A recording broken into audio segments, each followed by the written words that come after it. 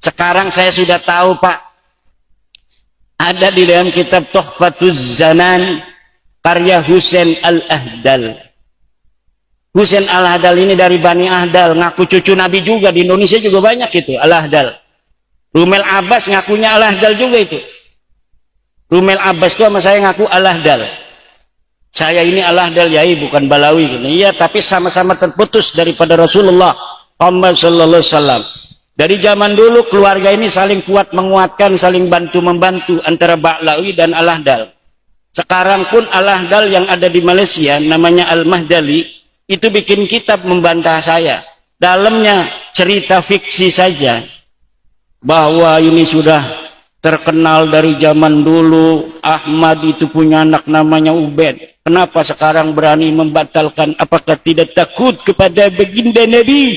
Bagaimana nanti kalau bertemu dengan baginda Nabi membatalkan cucu-cucunya Nabi? Hei, jangan begitu ngomongnya. Apa yang akan terjadi dengan dirimu yang membela Ba'lawi jika bertemu Nabi? Sudah tahu Ba'lawi nggak punya dalil ngaku cucu Nabi. Ilmu nasab terputus, sejarah nggak dicatat, DNA melenceng, bukan orang Arab acan. DNA melenceng, bukan turunan Nabi, bukan orang Arab acan, tapi masih dibela. At-taqlid ba'da duhuril hujjati haram. La ibrata bidzannil bayini khata'u. Akeh kita medalile, sira dalilendi. Wala takfu ma laysa laka bihi ilm. Jangan kau ikuti yang tidak ada dalil. Isu-isu yang selama ini kita dengar, isu tentang meragukan nasab dzurriyyah Nabi SAW yang ada di Indonesia, Anda jangan masuk wilayah itu. Itu akan merusak hubungan hati Anda kepada sesama kaum muslimin. Sudahlah, Anda tidak usah ikut membahas masalah ini, tidak usah ikut-ikutan. Karena apa? Semuanya hasilnya adalah gara-gara ini menjadi renggang hati kaum muslimin. Ustadz dengan ustadz renggang, kiai dengan para habaib renggang. Apakah itu sebuah keindahan? Kalau memang sebuah kebaikan, tidak akan membuat kerenggangan. Jadi cukup Anda tidak usah membahas masalah ini. Tugas Anda adalah bagaimana Anda menjaga keluarga Anda. Ini tambahan dari kami. Rumah tangga Anda, anak-anak Anda. Tidak perlu Anda ikut dalam wilayah caci maki, olok-olokan. Anda akan rugi.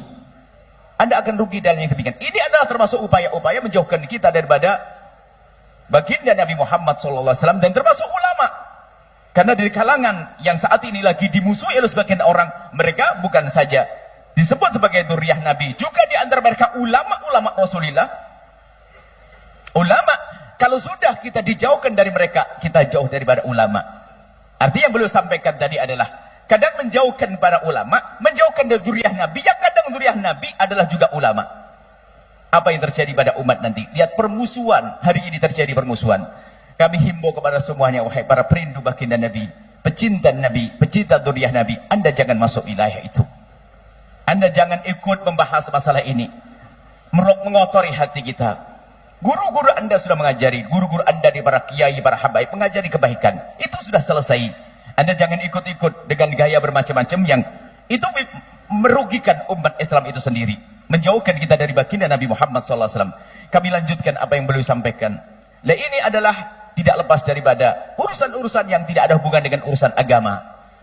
Bisa jadi apakah urusan, mungkin urusan politik apa. Oke, yang jelas kalau urusan agama tidak seperti itu. Tidak menanamkan kebencian. Urusan agama tidak akan menanamkan kebencian. Urusan agama tidak akan menanamkan caci maki. Urusan agama tidak akan menanamkan dendam. Urusan agama tidak akan menanamkan perpecahan. Kalau urusan agama akan menjadikan orang semakin indah, bukan menjadi sebab permusuhan. Sehingga mungkin rambu-rambu, selagi sesuatu yang dihadirkan kepada kita kok menjadikan sebab kita bermusuhan, pasti itu bukan bagian daripada agama Nabi Muhammad SAW. Mendustakan dzurriyyah Nabi SAW, mendustakan, bahaya sekali mendustakan. Oke lah, baik, sudah tadi kita akan rambu-rambu, jangan masuk wilayah itu. Ini beliau jelaskan supaya kita sudah mantap manhaj yang kita ikuti. Alhamdulillah kita bisa ngaji, kita bisa belajar, kita bisa memperbaiki rumah tangga. Ini pun kita masih sering berantakan. Bagaimana kalau kita sibukkan dengan sesuatu yang menjadikan rusak umat ini? Kemudian beliau juga sampaikan bahwasanya akhirnya yang rusak adalah akhlak. Bagaimana seorang sudah bisa mencaci maki ulama hanya gara-gara dia adalah diduga keturunan Nabi, apa dia diduga diduga, dibatalkan, diduga, sekedar dugaan saja. Wah, dugaan bahasanya dia tidak sambung dengan Nabi. Gara-gara dugaan begini, lihat, menjadi menafikan ilmunya. Padahal menduga ini adalah ada babnya sendiri masalah ilmu. Kami mohon maaf tidak masuk ke wilayah itu, kami ingin kukuhkan apa yang sudah Anda pegang itu sudah benar. Guru-guru Anda, para ulama, para kiai, para habaib itulah yang mengajarkan ilmu Anda, sudah Anda pegangi. Anda tidak usah pikir yang macam-macam. Ini, kalau sudah Anda meninggalkan mereka, di antara mereka adalah para ulama juga, bukan sekedar habib atau turun Nabi, tapi ada ulama. Berarti Anda juga meninggalkan keulamaannya, di samping Anda meninggalkan seorang dzurriyyah Nabi SAW.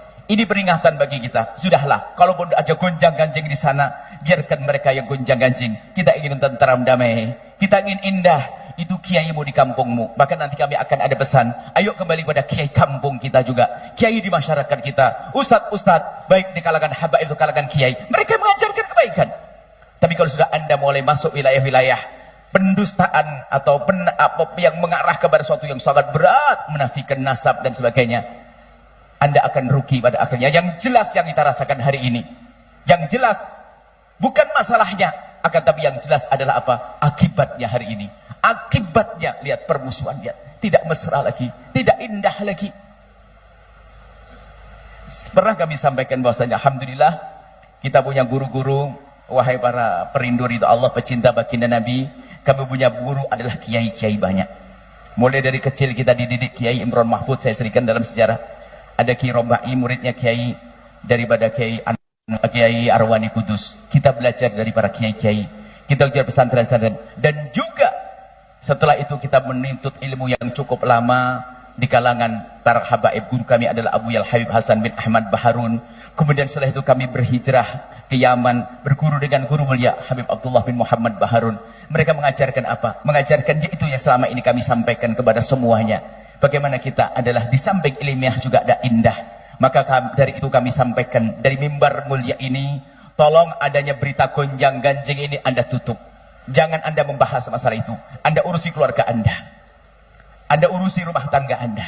Yang muncul pesantren, urusan pesantren Anda. Menghabiskan waktu membahas masalah itu sudah jelas. Guru-guru kita itu semua, guru-guru mulia, sudah Anda tidak usah bahas masalah itu.